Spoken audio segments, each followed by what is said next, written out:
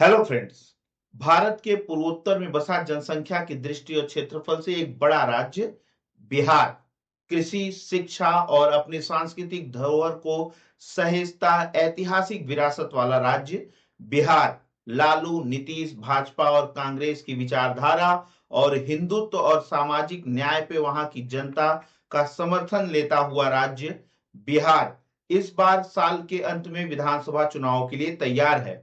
हम इस वीडियो में चर्चा करेंगे कि बिहार के राजनीतिक इतिहास में अभी तक जातिगत समीकरणों और सामाजिक न्याय के मुद्दे पर जिन राष्ट्रीय दलों ने और क्षेत्रीय दलों ने अपनी सत्ता की चाबी अपने पास रखी है, उसमें एक नए व्यक्ति और एक नए पार्टी ने दस्तक दी है। नाम है प्रशांत किशोर और पार्टी है जनसुराज। 2 अक्टूबर 2024 को अपनी पार्टी जनसुराज की आधिकारिक घोषणा करने वाले प्रशांत किशोर ने आने वाले विधानसभा चुनाव में बिहार की सभी सीटों पर चुनाव लड़ने का फैसला किया है।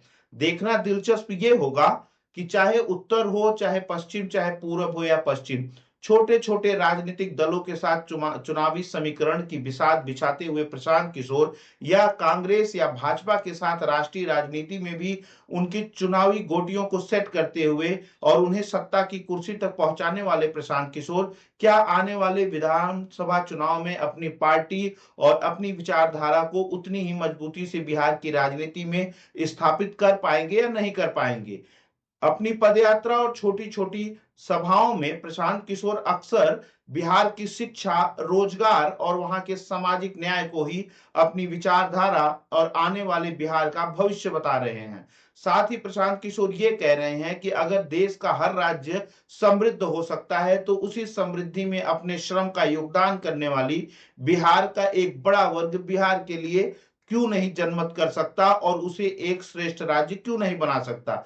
देखना दिलचस्प ये होगा कि अब तक दशकों से या जब तक बिहार का चुनावी इतिहास रहा है, जातिगत जातिगत समीकरण और वहां के सामाजिक न्याय पर अपने वोट देने वाली वहां की जनता क्या प्रशांत किशोर के इन नए दावों को स्वीकार करेगी और बिहार के राजनीति में एक नए राजनीतिक दल के दस्तक को स्थापित करेगी। अगर ऐसा होता है तो भारत की राष्ट्रीय राजनीति में एक नए पार्टी का आगमन होने जा रहा है। अभी हाल ही में हुए बिहार के उपचुनाव में प्रशांत किशोर ने जिन 4 सीटों पे चुनाव लड़ा, उसमें उन्होंने अपनी उपस्थिति बड़ी ही मजबूती के साथ दर्ज कराई है। इसको देखते हुए चुनावी पंडितों में ये बात बड़ी दिलचस्प होती जा रही है कि आने वाले विधानसभा चुनाव में प्रशांत किशोर किस तरीके से बिहार के चुनावी संग्राम में अपनी उपस्थिति देते हैं। साथ ही साथ क्या वो वही विकल्प दे पाएंगे जिन मुद्दों की चर्चा वे अपने पदयात्रा और अपनी सभाओं में कर रहे हैं। अगर ऐसा होता है तो निश्चित ही बिहार को एक नया विकल्प मिलेगा। क्यों प्रशांत किशोर की उपस्थिति इतनी आसान और कह सकते हैं जटिल भी मानी जा सकती है, उसके 2 कारण है।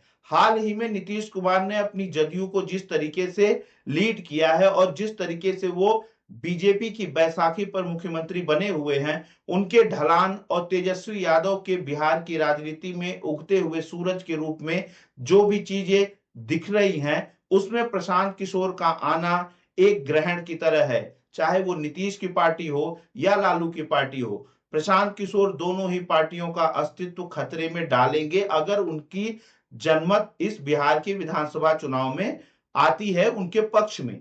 बिहार की जनता प्रशांत किशोर और उनकी पार्टी का कितना साथ देगी, ये आने वाले विधानसभा चुनाव के परिणामों के बाद ही स्पष्ट हो पाएगा। इस वीडियो में हम केवल यही बात करना चाहते हैं कि आने वाला विधानसभा चुनाव प्रशांत किशोर की दृष्टिकोण से कितना महत्वपूर्ण है और कितना वो भारत की राजनीति पर अपना असर डालेगा। आगे आने वाले कुछ वीडियो में हम और भी चर्चा करेंगे। अगर आपको ये जानकारी पसंद आई हो तो हमारे चैनल को सब्सक्राइब करें, लाइक करें और अपने कमेंट और सुझाव हमें जरूर दें। धन्यवाद।